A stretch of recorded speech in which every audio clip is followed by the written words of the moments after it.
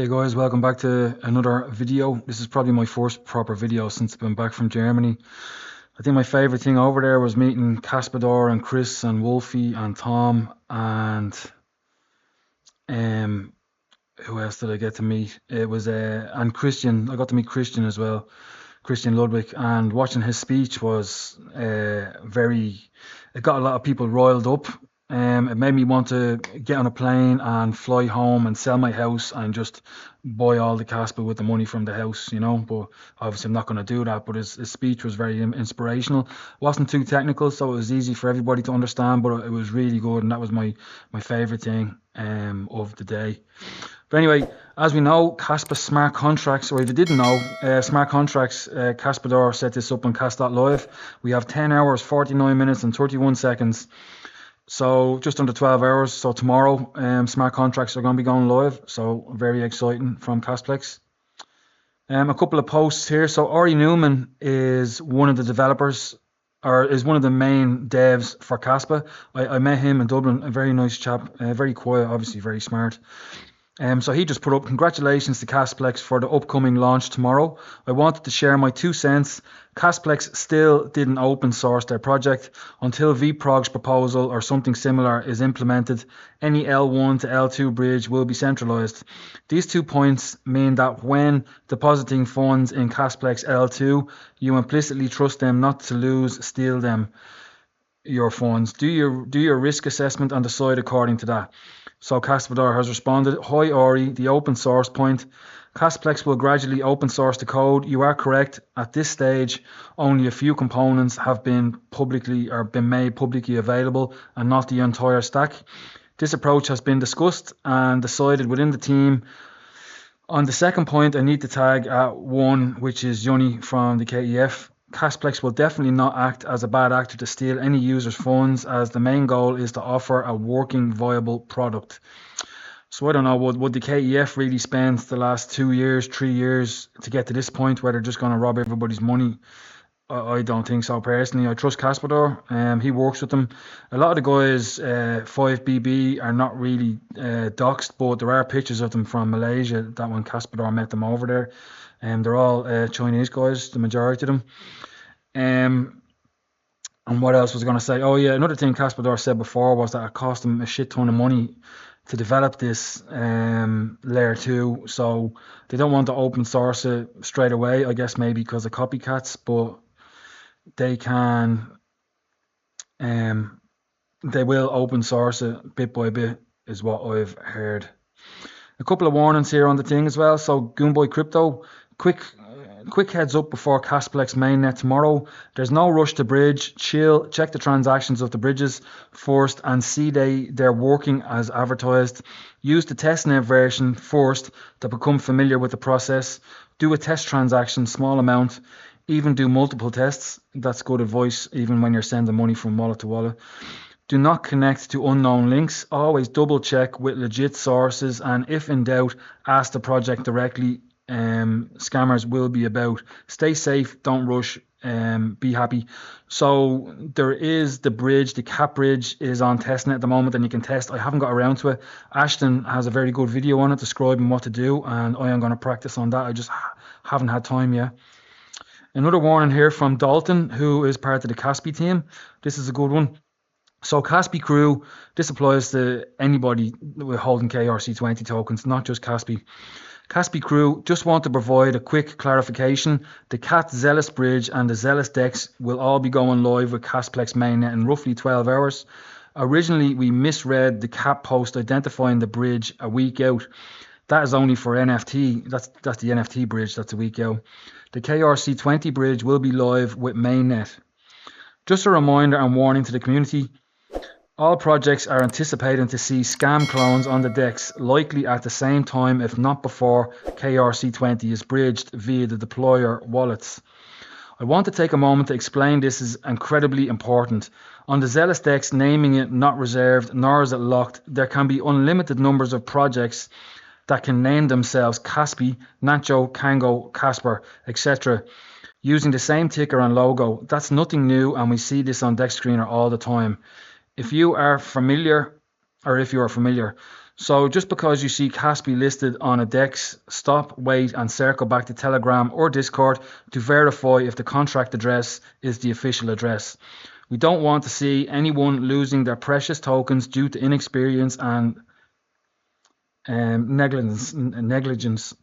Lastly, as this is the launch date, if you are going to bridge small to test and know your risk tolerance. Never move your entire bag, especially on launch day. So wise advice there. So this is very important. So I hope you listen to that. On other stuff here, so I say we're all down at the moment. My portfolio is well down, even though my average buy is 5 cents. I'm still down a ton of money, but I know what I hold. I know how good Kaspa is, and it's just gonna take time. And anyway, this is Crypto Rover. October is called Uptober for a reason. This is highly bullish in post-halving years. Position yourself before Q4. So you can see here in this chart, so I know the charts can be made up to make it look good, but Q4 is typically when it's going to happen. So October in 2017, which is a very similar cycle to what we're doing now. Trump was president and the same kind of things were going on.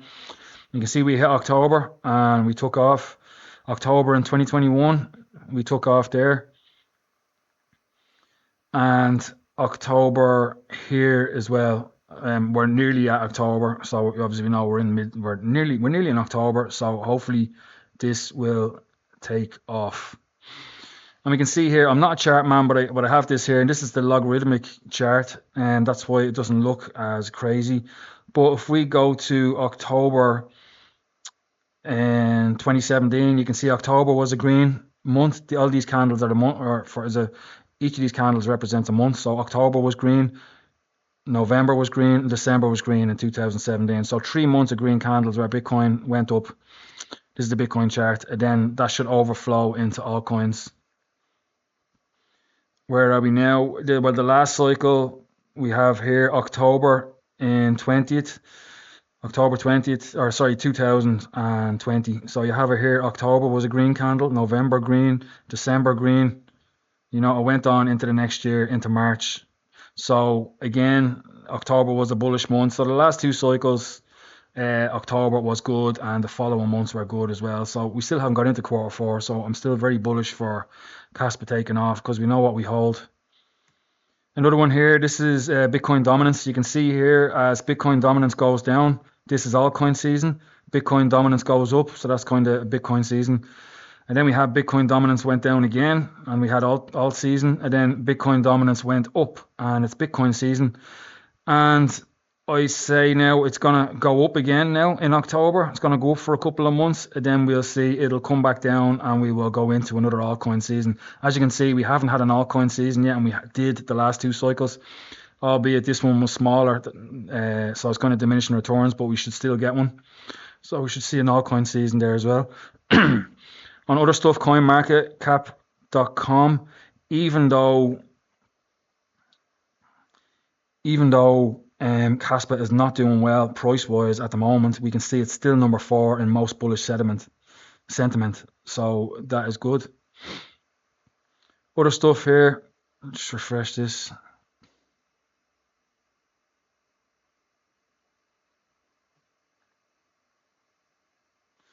There we go. So another thing here. So circulating supply. So how much is mined? 93.17%. So there's 6.83, is it? 6.83 left to mine. So not much there. So there's going to be a supply crunch there. A lot of people are going to be trying to grab some Kaspa. Supply and demand. Another one we have here, this is on Kaspalytics. So you probably saw this a lot lately. So this is people holding for 3 months or more. You can see it's going up. So we're at about 5.5%, or have been holding for 3 years or more. Their Kaspa, it hasn't moved. 2 years or more, it's going up.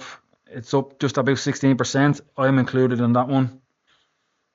1 year plus, you can see we're up just under 35%.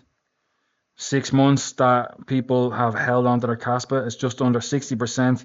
And 3 months, I wouldn't pay too much attention to this. It's at Well, it's not doing too bad. 3 months is just under 75%, but these are the newest people into Kaspa and they probably don't have diamond hands as much as the rest of us. But this will increase as well as we go on. And this is another thing here, the Kaspa map. So this was developed by a member of the community. I don't know who did it. It's pretty cool. So these are all the people around the globe that accept Kaspa in their businesses. So if we can scroll into here, we can go to Dublin. I put a post up on X about a taxi driver who accepts. I asked him, does he want to change that to his picture of his actual taxi? Because maybe people think they'll be getting into a Formula One car. But that is him. So you can click on this and it'll bring you to his X page. You know, and you can contact him that way. So he accepts Kaspa. I had it there. If I go back to this, I met the guy, and there he is there. So I met him a couple of days ago in Dublin, and it gave him the Kaspa stickers. So he has one on his sign there. He has one on the dash. He has one on the back of the seats. So he has been accepting cash for a while, but the stickers he had weren't great. They kept falling off the windows. So I picked these ones up in the Kaspa experience in Germany and I passed them on to John, and he has them sticking on his taxi now. And he has taxi friends that hopefully in the future they will accept Kaspa as well. So that's everything. I'm really looking forward to the next 3 months. Q4, I think, is we're going to see our time to shine. And like I said, my plan is to just, if all going well, whatever price Kaspa's going to reach, I have no idea, cash out what I need, and I'm going to leave the rest to go on into the future, because I believe in Kaspa. In the years to come, it's going to be something special, and we're very early, super early. I thought when I got into Kaspa 2.5 years ago that I was late to Kaspa, but I'm not. I was early, really early. We're still early now. We still need more adoption. We still haven't got listed on Binance or Coinbase, and that all still has to come. Better to have your Kaspa before that happens rather than afterwards. So if you're holding on to your Kaspa, fair play to you. You've survived the hard bits. Hopefully now at the end of the year we'll be rewarded for holding. But that's the end of the video. If you found it helpful, please give me a like, give me a subscribe. It really helps the channel and it helps me get the word of Kaspa out to more people. And I will see you in the next one. Thanks for watching.